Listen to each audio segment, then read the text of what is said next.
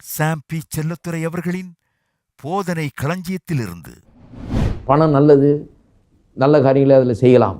ஆனால் அதை குறித்து தவறான எண்ணங்கள் நமக்கு இருக்குமானால் பணத்தை உபயோகப்படுத்துகிறத விட்டுவிட்டு நாம் பணத்துக்கு அடிமைகளாகி விடுகிறோம். பணம் நமக்கு ஒரு வேலைக்காரனை போல நாம் சொன்னதை செய்கிறதுக்கு தான் பணம்.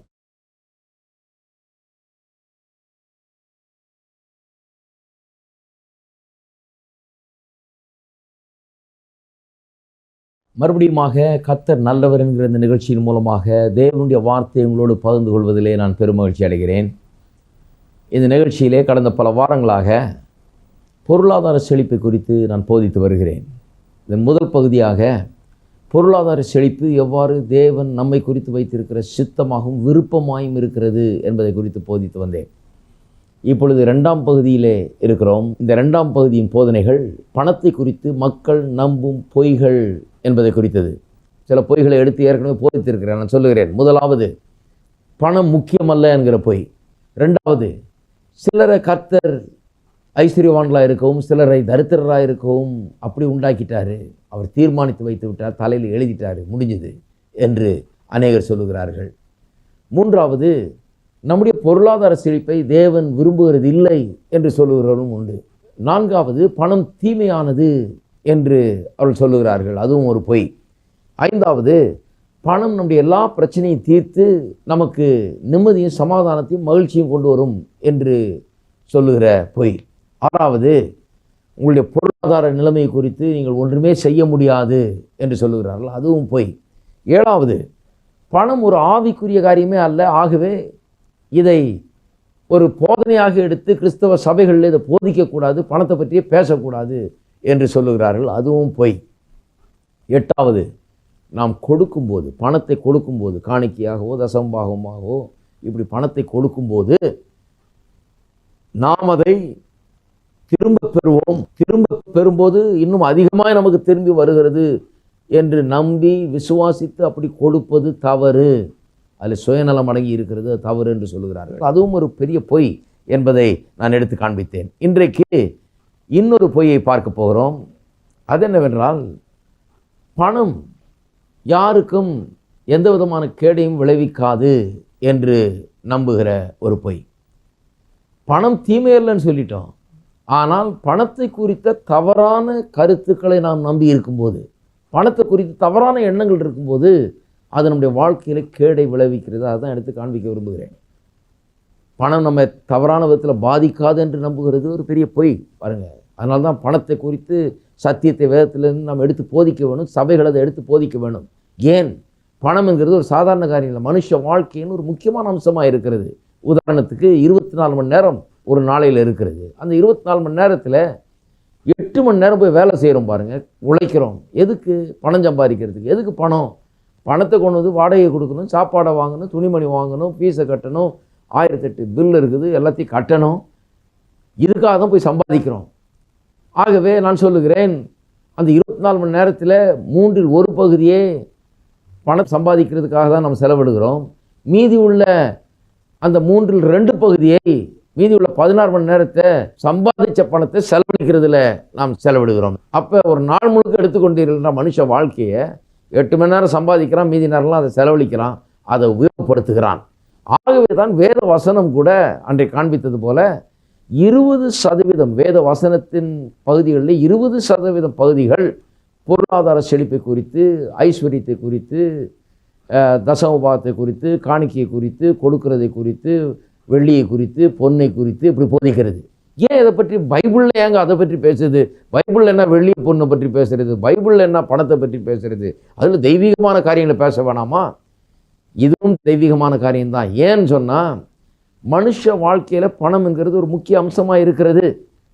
பணத்தை வச்சு தான் மனுஷன் சாப்பிட்றான், பணத்தை வச்சு தான் மனுஷன் காரியங்களை செய்கிறான், இந்த பணத்துக்காக உழைக்கிறான், இந்த பணத்துக்காக அவன் பிரயாசப்படுகிறான், இந்த பணத்தை செலவழிக்கிறான். ஆகவே ஒரு மனுஷன் எப்படி பிரயாசப்படுகிறான், எப்படிப்பட்ட விசுவாசம் அவனுக்குள்ளே இருக்கிறது, எப்படி போய் இதை சம்பாதிக்கிறான், எப்படி இதை பெற்றுக்கொள்கிறான், எப்படி இதை சம்பாதித்து கொள்கிறான், பிறகு சம்பாதித்து கொண்டு வந்ததை எப்படி அவன் செலவழிக்கிறான், எப்படி அவன் கொடுக்கிறான், அதை பற்றி என்ன நினைக்கிறான், அதை பற்றி கஞ்சத்தனமாக இருக்கிறானா, தாராளமாக இருக்கிறானா, தன்னுடைய குடும்பத்துக்கு வேண்டியது செய்கிறானா, செய்யாமல் இருக்கிறானா, ஆண்டவருடைய காரியங்களுக்கு செய்கிறானா, செய்யாமல் இருக்கிறானா, பணத்தை குறித்து அவனுடைய எண்ணங்கள் என்ன, அவனுடைய நோக்கங்கள் என்ன, எதுக்காக அவன் பணத்தை செலவிடுகிறான், இப்படிப்பட்ட காரியங்களை பார்க்கும்போது அவனுடைய ஆவிக்குரிய நிலைமையை வழங்கி விடுகிறது.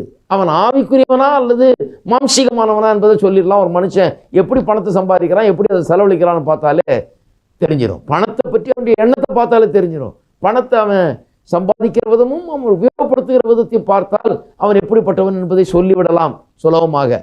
ஏனென்றால் பணம் என்பது வாழ்க்கையின் ஒரு முக்கிய பகுதியாகிவிட்டது. அந்த முக்கிய பகுதி அவன் எப்படி கையாளுறான்னு பார்த்தா அவன் அப்படிப்பட்டவன் தான். அதை பார்த்தாலே சொல்லிடலாம் இவன் எப்படிப்பட்டவன் என்று. ஆகவே தான் வேதவசனம் அதை குறித்து அதிகமாக எடுத்து போதிக்கிறது. நான் சொல்லுகிறேன், பணம் தீமை அல்ல.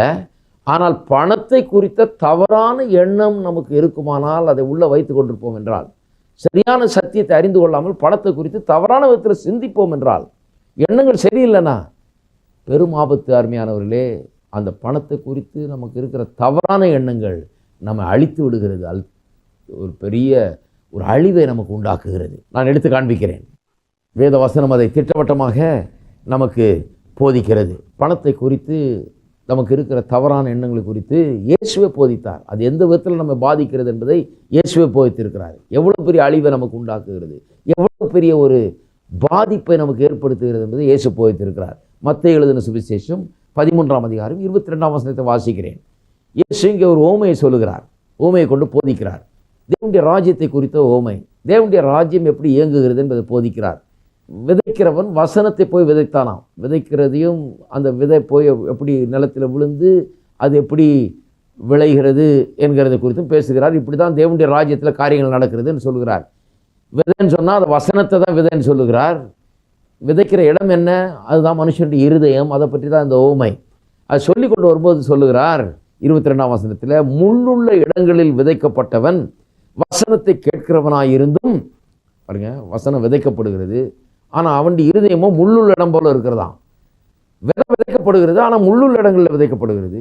முள்ளுள்ள இடங்களில் விதைக்கப்பட்டவன் வசனத்தை கேட்கிறவனாயிருந்தும் உலக கவலையும் ஐஸ்வர்யத்தின் மயக்கமும் வசனத்தை நெருக்கி போடுகிறதுனால் அவனும் பலனற்று போவான். வசனம் கேட்டும் பிரயோஜனம் இல்லாமல் போயிடுதான். பாசிபிளாக நடக்குமா?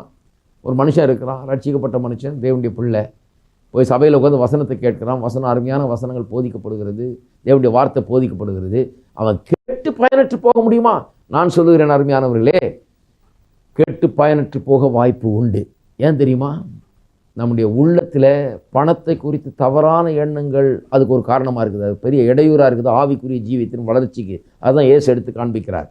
ஒரு விதை விதைக்கிறோம், ஆனால் சுற்றிலும் வளர்கிற முள்ளும் குறுக்கும் அதிகமாக வளர்ந்து இந்த விதையை நெருக்கி போட்டு அதை ஒன்றுமில்லாமல் ஆக்கி விடுகிறது போல உலக கவலையும் ஐஸ்வர்யத்தின் மயக்கம் அதில் ஒன்றுன்னு சொல்கிறார். பலவிதமான கவலைகள், கரிசனைகள், ஐஸ்வர்யத்தின் மயக்கம். ஐஸ்வர்யத்தின் மயக்கம் என்று சொன்னால் ஐஸ்வர்யத்தை குறித்து ஒரு தவறான எண்ணம் மயங்கி கிடக்கிறது ஐஸ்வர்யத்தில். இன்றைக்கு உலகத்தில் எவ்வளோ பேர் ஐஸ்வர்யத்தில் மயங்கி கிடக்கிறாங்க. காசுக்கு மயங்குகிறவர்கள் இந்த உலகத்தில் ஏராளம். இந்த காசுக்கு மயங்குகிறவர்கள், காசின் மயக்கத்தில் வாழுகிறவர்கள், காசை பற்றி தவறான எண்ணத்தை உடையவர்களாக இருக்கிறார்கள். அப்படி வாழும்போது என்ன ஆகிறது? அவருடைய ஆவிக்குரிய ஜீவியமே பாதிக்கப்படுகிறது. வசனம் விதைக்கப்பட்டும் அவருடைய உள்ளத்தில் காசை குறித்த ஒரு மயக்கம் இருக்கிறபடினால, ஐஸ்வர்யத்தின் மயக்கத்தில் அவர்கள் வாழ்ந்து கொண்டிருக்கிறதுனால, என்னதான் வசனத்தை பிரசங்கம் பண்ணாலும் அந்த வசனத்தினுடைய பயனை அவர்கள் அடையாமல் போய்விடுகிறார்கள். ஆவிக்குரிய ஜீவியத்தில் ஒரு முன்னேற்றம் இல்லாமல் போய்விடுகிறது. அப்போ ஐஸ்வர்யத்தை குறித்த அல்லது பணத்தை குறித்த தவறான எண்ணம் உள்ளத்தில் இருந்தால் ஆவிக்குரிய ஜீவியத்தை கெடுத்து விடுகிறது. ஆவிக்குரிய ஜீவியத்தில் வளர முடியாமல் போய்விடுகிறது. எவ்வளோ சீரியஸ் ஒரு காரியம் பாருங்கள். இன்றைக்கு விசுவாசியாக நாம் இருக்கலாம், அதனால தான் விசுவாசிகள் ரொம்ப அந்த பணத்தை குறித்த சத்தியத்தை கேட்க வேணும். ஏன்னா பணம் வாழ்க்கையில் ரொம்ப முக்கியமான ஒரு அம்சமாக இருக்கிறது. தினந்தோறும் அதை கையாளுறோம், தினந்தோறும் அதுக்குன்னு உழைக்கிறோம், தினந்தோறும் அதை செலவழிக்கிறோம். இது எப்படி உழைக்கிறோம், எப்படி விசுவாசிக்கிறோம், எப்படி பெற்றுக்கொள்கிறோம், எப்படி செலவழிக்கிறோன்றது ரொம்ப முக்கியம். எண்ணங்களை உள்ள வைத்திருக்கிறோம் என்பது ரொம்ப முக்கியம். ஏனென்றால் இந்த எண்ணங்கள் சரியில்லைன்னா, பணத்தை சரியான அணுகுமுறையோடு நாம் பார்க்கவில்லை என்றால் நம்முடைய வாழ்க்கையை அது கெடுத்து போடுகிறது. ஆவிக்குரிய ஜீவியத்தை அது கெடுத்து போடுகிறது. ஸ்பிரிச்சுவல் growth, ஆவிக்குரிய வளர்ச்சியே அது ஒன்றுமில்லாமல் ஆக்கி விடுகிறது. அதுதான் இயேசு சொல்கிறார். இங்கே இன்னொரு சம்பவத்தை வாசிக்கிறோம் வேத வசனத்திலே. லூக்கா எழுதின சுவிசேஷம் 12ஆம் அதிகாரத்திலே இயேசு இன்னொரு மனுஷனை கொடுத்து சொல்லுகிறார். அவனுடைய நிலம் நன்றாய் விளைந்ததாம். நன்றாய் விளைந்ததுனாலே அவன் போய் தன்னுடைய களஞ்சியங்களை இடித்து இன்னும் பெரிதாய் அவன் கட்டினானாம். அவன் அந்த களஞ்சியங்களை கட்டின பிறகு சொல்லுகிறான், ஆத்துமாவே உனக்காக அநேக வருஷங்களுக்கு அநேக பொருள்கள் சேர்த்து வைக்கப்பட்டிருக்கிறது, நீ இளைப்பாரி புசித்து குடித்து பூரிப்பாயிரு என்று என் ஆத்துமாவோடே சொல்லுவேன் என்று தனக்குள்ளே சிந்தித்து சொல்லி கொண்டான். இயேசு சொல்கிறார் இந்த கதையை ஒரு பாயிண்ட்டை சொல்கிறதுக்காக. இங்கே பணத்தை பற்றி தவறான எண்ணம் ஒரு மனுஷனுக்குள்ளே இருந்தால் எப்படிப்பட்ட ஒரு கேடை உண்டாக்குகிறது அவனுக்கு என்று. பெரிய பெரிய களஞ்சியங்களாக கட்டுறான், ரொம்ப சக்ஸஸ்ஃபுல்லாக இருக்குது, வியாபாரம் நல்லா போயிட்டு இருக்குது, அவனுடைய விவசாயம் 10ல் இடம் பெருசு பெருசாக கட்டி இன்னும் முன்னேறிட்ட போகிறான். சொல்கிறான், ஆத்மாவே புசித்து குடித்து நீ பூரிப்பாயிரு என்று தனக்குள்ளே நான் சொல்லிக்கொள்வேன்றானா. என் கட்ட போகிறேன் சொல்லிக்கொள்வேன் என்று. தேவனும் அவனை நோக்கி, மதிகேடனே, உன் ஆத்துமா உன்னிடத்திலிருந்து இந்த ராத்திரியில் எடுத்துக்கொள்ளப்படும், அப்பொழுது நீ சேகரித்தவைகள் யாருடையதாகும் என்றார். தேவன் ஏன் இந்த மனுஷனை பார்த்து மதிகேடன் என்று சொல்லுகிறார் என்று இயேசு சொல்கிறார்? பணம் இருக்கிறவன்லாம் மதிகேடனா? கிடையாது, அப்படி சொல்லலை. ஏன் இவனை மதிகேடன்னு தேவன் சொல்லுகிறார் இயேசு இங்கே கதையில் சொல்கிறாருன்னு சொன்னால், இந்த மனுஷனுக்குள்ளே பணத்தை குறித்து ஒரு தப்பான எண்ணம். அவன் என்ன எண்ணம்னா, பணம் இருந்துட்டா எல்லாம் இருக்குது எனக்கு அப்படின்ற எண்ணம். நிறைய பேர் உலகத்தில் அப்படி இருக்காங்க. பணம் தாங்க எல்லாம், பணம் இருந்துட்டால் நமக்கு எல்லாம் இருக்குது, அவ்வளோதான் அப்படின்னு நினச்சிருக்காங்க. ஆனால் இவனுக்கு ஆண்டவர் இல்லை, ஆண்டவரோடு உறவு இவனுக்கு கிடையாது, ஆண்டவரோடு ஐக்கியம் கிடையாது, ஆண்டவர் அறியாதவன், ஆண்டவரோடு சேர்ந்து வாழாதவன் இவன், ஆண்டவருடைய சந்தோஷத்தை பெறாதவன், நித்திய ஜீவனை பெறாதவன் இவன், ஆவிக்குரியத்தில் ஒரு செத்த மனுஷன் இவன். இவன் நினைக்கிறான் புசிக்கிறதுக்கும் குடிக்கிறதுக்கும் உடுத்துறதுக்கும் இருந்து தங்கிறதுக்கு ஒரு நல்ல இடம் இருந்துட்டா, காசு பணம் இருந்துட்டா எல்லாம் முடிஞ்சுது, அதுதான் வாழ்க்கை, பல தலைமுறைக்கு சேர்த்து வச்சுட்டேன், பூசித்து குடித்து பூரிப்பாயிருன்னு சொல்லிட்டு இருப்பேன் அப்படின்னு சொல்கிறான். கடவுள் சொல்கிறார், முட்டாளே, உன் ஆத்துமா என்ன ஆகும்? இந்த ராத்திரியிலே உன்னிடத்திலிருந்து உன் ஆத்துமா எடுத்துக்கொள்ளப்பட்டால் அப்பொழுது நீ சேகரித்தவைகள் யாருடையதாகும் என்று கேட்கிறார். அப்போ இவனுக்கு ஒன்றும் விளங்கலை. இந்த பணத்தை காட்டிலும் பெருசு ஒன்று இருக்குது, அதுதான் தேவன், தேவனோடு கூட உள்ள உறவு, தேவனுடைய நோக்கங்கள், திட்டங்கள், தீர்மானங்கள். தேவன் தான் பணத்தெல்லாம் உண்டாக்குனவர், அவரோட ஐக்கியம். வெறும் பொருளை வச்சுருந்தா பத்தாது, தேவனை உடையவனாய் நான் இருக்க வேண்டும் என்று அவன் அறிந்து கொள்ளவில்லை. பணம் இருந்தால் எல்லாம் இருக்குதுன்னு நினச்சிட்டு இருக்கான். பணம் எல்லாம் இருந்து கடவுள் இல்லைன்னா ஒன்றுமே இல்லைன்னு வேதவசனம் போதிக்கிறது. அதுதான் சொல்கிறார். அதனால தான் அவன் முட்டாள். ஏனென்றால் இஸ் மிஸ்டேக்கன், தப்பாக புரிந்து வைத்து கொண்டிருக்கிறான் வாழ்க்கையை. ஆகவே தப்பான வழியில் சென்று கொண்டிருக்கிறான். அவனுக்கு வாழ்க்கையில் ஏமாற்றம் தான் மிஞ்ச போகிறது என்று சொல்லுகிறார். ஆகவே பணத்தை குறித்த தவறான எண்ணம் நமக்குள்ளே இருக்கும் என்றால் அது ஒரு ஐஸ்வர்யத்தின் மயக்கத்தை நமக்கு உண்டாக்குகிறது, நம்முடைய ஆவிக்குரிய ஜீவியத்தை கெடுத்து போடுகிறது, தவறான வழியில் நம்ம நடத்துகிறது. இன்னொரு சம்பவத்தை குறித்து வேதத்தில் வாசிக்கிறோம். மத்தேயு எழுதின சுவிசேஷம் 19ஆம் அதிகாரத்திலே இதை வாசிக்கிறோம். ஒரு ஐஸ்வர்யம் உள்ள வாலிபன் ஒருவன் இருந்தானாம். அவன் இயேசுவண்டியில் வந்து நித்திய ஜீவனை நான் பெற வேண்டும் என்று கேட்கிறான். இயேசு நிறைய நேரத்தில் ஜனங்கள் யாருன்னு அவங்கள பார்த்தோன்னு புரிஞ்சுக்கிறாரு. அவன் உள்ளத்தில் இருக்கிறது அவருக்கு தெரியுது. கொஞ்ச நேரம் பேசினவுடனே அவருக்கு புரிஞ்சிருச்சு. அவர் சொல்கிறாரு, தம்பி நீ போய் எல்லாவற்றையும் விற்று ஏழைகளுக்கு கொடுத்து விட்டு பிறகு வா வந்து என்னை பின்பற்று என்று சொல்லுகிறார். எல்லாத்தையும் இதை சொல்லலை ஆண்டவர். ஒருவன் கிறிஸ்தவன் ஆக வேண்டும் என்றால் அல்லது கிறிஸ்தவ விசுவாசி ஆக வேண்டும் என்றால் ஆண்டவரை ஏற்றுக்கொள்ள வேண்டும் என்றால் எல்லாம் போய் எல்லாத்தையும் விற்று ஏழைக்கு கொடுத்துட்டு வா வேதத்தில் போதிச்சில்லை. ஆனால் இவங்ககிட்ட அப்படி சொல்கிறார்.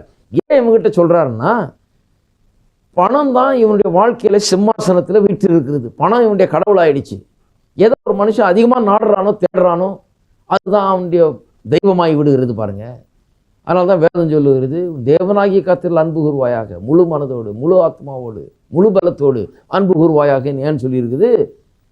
ஏன்னா கடவுளை தான் முழு இருதயத்தோடும் முழு ஆத்மாவோடும் முழு பலனோடும் அன்பு கூற வேண்டும். எங்கே நம்ம முழு கவனத்தை செலுத்துகிறோமோ அதுதான் நம்மளுக்கு கடவுள். அது எதுவாக இருக்கட்டும், பணத்தில் முழு கவனம் செலுத்தினா அதுதான் கடவுள் ஆகிடுது. ஆகவே இவனுக்கு அதுதான் பிரச்சனை பாருங்க. இந்த வாலிபன் ஐஸ்வர்யம் உள்ளவனாக இருந்தான். ஐஸ்வர்யம் உள்ளவனாக இருக்கிறது தப்பு இல்லை.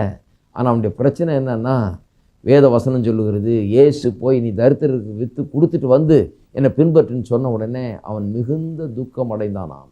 துக்கம் அடைந்து திரும்பி போய்விட்டானாம். அது காரணம் சொல்லி இருக்கிறது. ஏனென்றால் அவன் மிகுந்த ஆஸ்திகளை உடையவனாக இருந்தான் என்று.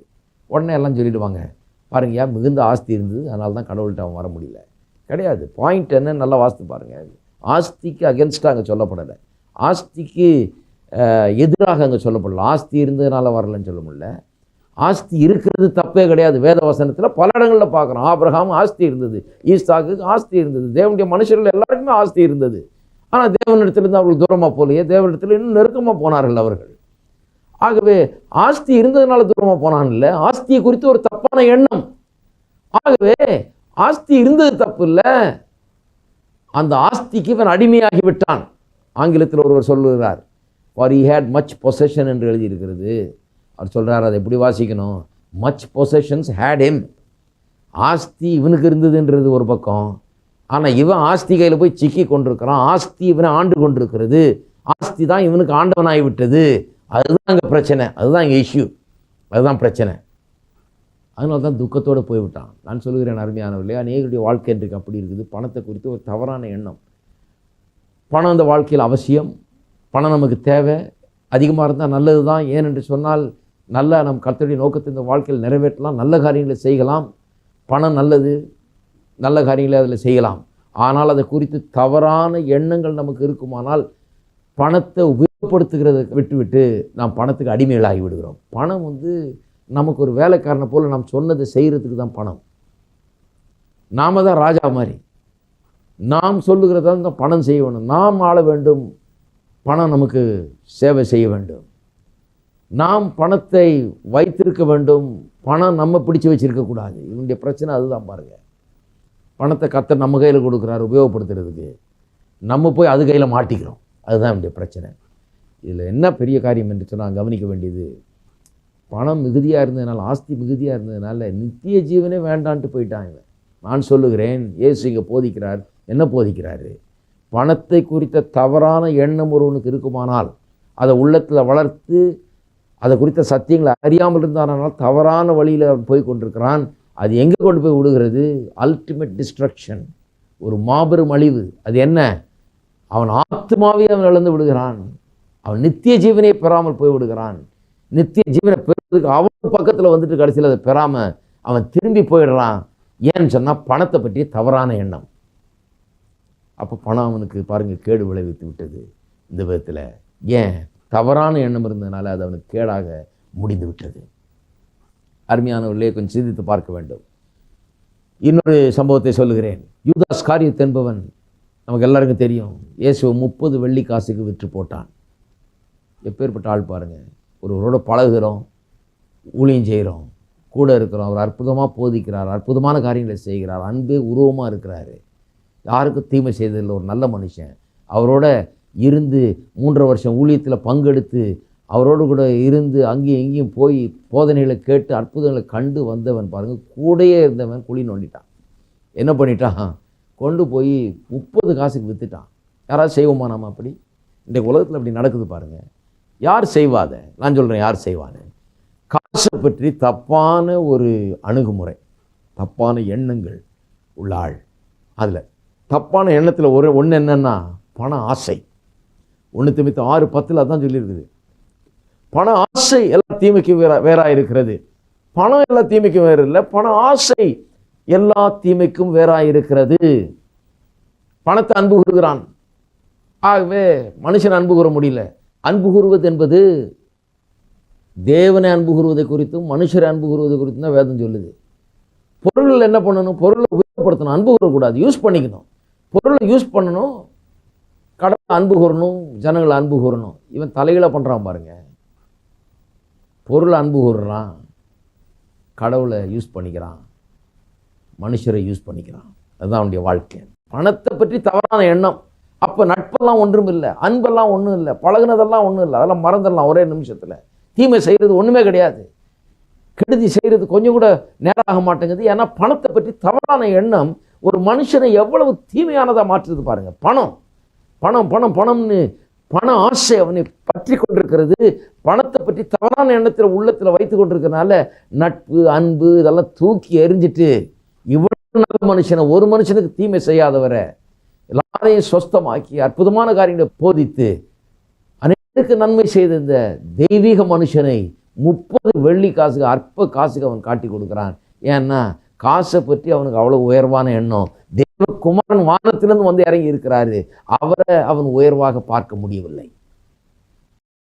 இன்றைக்கு குடும்பங்கள்லேயும் இன்றைக்கு நம்முடைய நட்புகள்லேயும் இதுலேயும் பிரச்சனை வர்றதுக்கு காரணம் என்ன? சந்தோஷமில்லாத நிலைக்கு காரணம் என்ன? வேதனைக்கு காரணம் என்னன்னு சொன்னால், அநேக நேரத்தில் இந்த பணத்தை குறித்த தவறான ஒரு அணுகுமுறை, தவறான எண்ணங்கள், லவ் ஆஃப் மணி, பண ஆசை கெடுக்கிறது. நான்காவது இன்னொரு காரியத்தை பார்ப்போம். பணத்தை குறித்த தவறான எண்ணங்கள் உள்ளத்தில் இருக்குமானால் ஒரு மனுஷன் என்ன பண்ணுகிறான்? பணத்தை நம்ப ஆரம்பித்து விடுகிறான். 1 தீமோத்தேயு 6ஆம் அதிகாரம் 17ஆம் வசனத்திலே பவுல் அப்போஸ்தலன் பணக்காரர்களுக்கு போதிக்கிறார், ஐஸ்வர்யம் உள்ளவர்களுக்கு. அவர் சொல்லுகிறார், இவ்வுலகத்திலே ஐஸ்வர்யம் உள்ளவர்கள் இருமாப்பான சிந்தை உள்ளவர்களாக இராமல், பெருமையாக இல்லாமல், பணம் நிறையா இருக்குதுன்னு பெருமைப்படாதீங்கன்றாரு.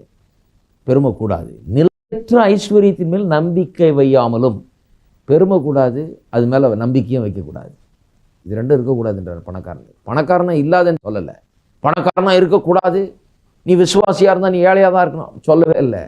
அவர் சொல்கிறார், ஐஸ்வர்யம் உள்ளவர்கள் பெருமையாக இருக்காதீங்க, ஐஸ்வர்யம் உள்ளவர்கள் நிலையற்ற ஐஸ்வர்யத்தின் மேல் நம்பிக்கையை வையாமல் இருங்கள். என்ன பண்ணணும்? நாம் அனுபவிக்கிறதற்கு சகலவித நன்மைகளையும் நமக்கு சம்பூர்ணமாய் கொடுக்குற ஜீவனுள்ள தேவன் மேல் நம்பிக்கை வைக்க வேணும். நாம் அனுபவிக்கிறதுக்கு, ஆங்கிலத்தில் எப்படியே வருது, God who gives us all things to us freely to enjoy. Enjoy என்ற வார்த்தை உபயோகப்படுத்தப்பட்டிருக்கிறது. நாம் அனுபவிக்கிறதற்கு. என்ன அற்புதமான தேவன் பாருங்கள், நீங்கள் அனுபவிக்க வேண்டும் என்று கொடுக்குறாராம். அனுபவிக்க வேண்டும். அப்போ பணம் என்ன? நாம் அனுபவிக்கிறதுக்கு. பணம் என்ன? நாம் உபயோகப்படுத்துறதுக்கு. பணம் என்ன? நான் சாப்பிட்றதுக்கு. பணம் என்ன? நான் உடுத்துறதுக்கு. பணம் என்ன? என் பிள்ளைகளுக்கு செலவழிக்கிறதுக்கு. பணம் என்ன? கர்த்தருடைய ஊழியத்துக்கிட்ட செலவழிக்கிறதுக்கு. பணம் எதுக்கு? நன்மை செய்வதற்கு.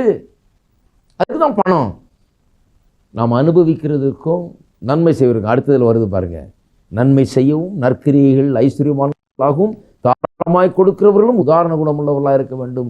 பணக்காரங்க சொல்கிறாரு, பணத்தை என்ன பண்ணணும்? நீ அனுபவிக்கிறது மட்டுமல்லாமல், நீ நல்லா சாப்பிட்டு நீ நல்லா இருக்கிறது மட்டுமல்லாமல், நீ என்ன பண்ண வேண்டும்? இதை கொடுக்க வேண்டும், நன்மை செய்ய வேண்டும், நற்கிரியில் ஐஸ்வர்யவானாக இருக்க வேண்டும், தாராளமாய் கொடுக்கிறவனாக இருக்க வேண்டும், உதாரண குணமுள்ளவர்களாக இருக்க வேண்டும் என்று பணத்தை நாம் அனுபவிக்க வேண்டும், அதை நல்ல விதத்தில் உபயோகப்படுத்த வேண்டும்னு சொல்கிறார். அதுதான் கரெக்ட் அப்ரோச். எது ராங் அப்ரோச்? எது தவறான எண்ணம் பணத்தை பற்றி?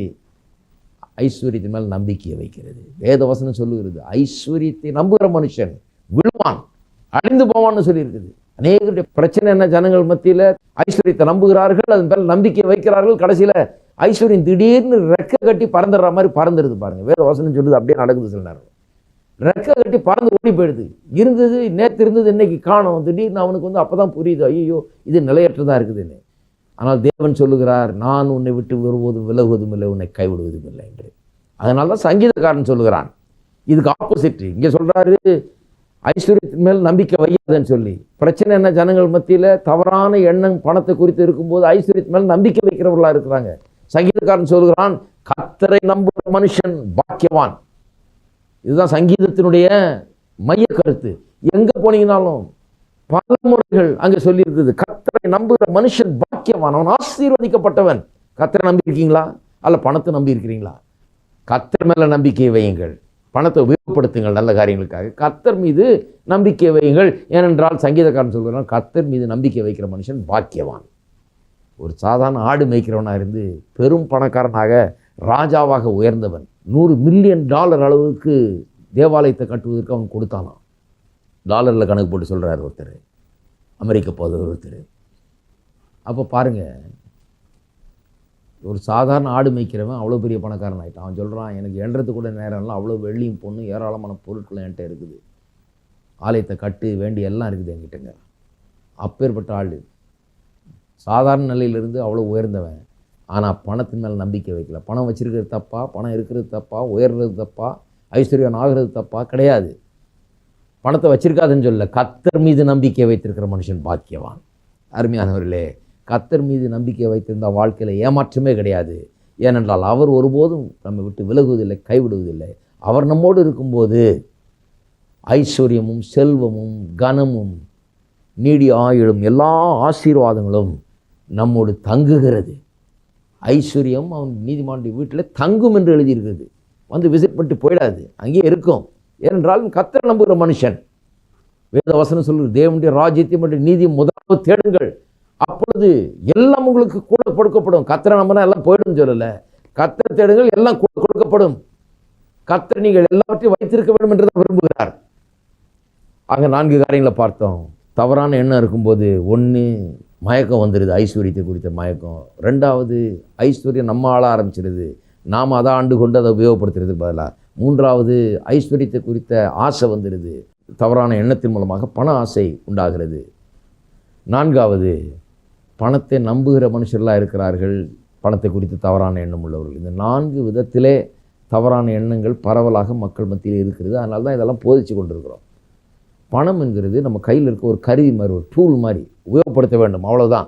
டூல்னு சொன்னால் பாருங்கள், பெட்ரோல் இருக்கிறது, பெட்ரோல் எடுத்து காரில் ஊற்றுறோம், காரில் வந்து அது எரிபொருளாய் பயன்படுகிறது. அது எங்கே போகணுமோ அங்கே கொண்டு போகிறதுக்கு அது எரிகிறது. போட்டு உடம்புல ஊற்றிக்கிட்டு எரியக்கூடாது, ஏனென்றால் அதுக்கு இல்லை.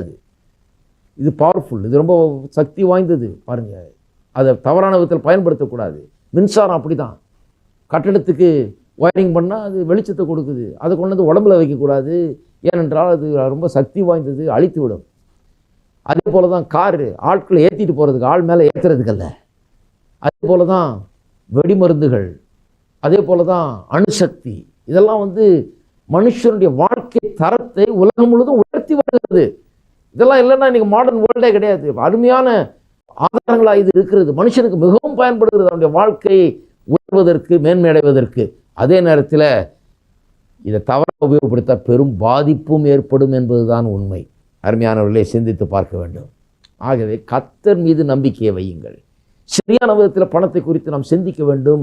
ஆவிக்குரிய மக்கள், விசுவாசிகள் சரியான விதத்தில் சிந்திக்க வேண்டும்.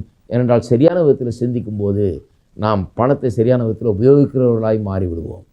அது ஆசீர்வாதமாக இருக்கும், நமக்கும் நம்முடைய சந்ததிக்கும் கர்த்தருடைய ஊழியத்துக்கும் எல்லாவற்றுக்கும் ஆசீர்வாதமாக இருக்கும். தவறான விதத்தில் சிந்திக்கும் போது அழிவு ஏற்படுகிறது, கர்த்தருடைய நோக்கங்கள் நிறைவேறாமல் போகிறது. கர்த்தரை நம்புகிற மனுஷன் பாக்கியவான். கர்த்தர் உங்களை ஆசீர்வதிப்பாராக.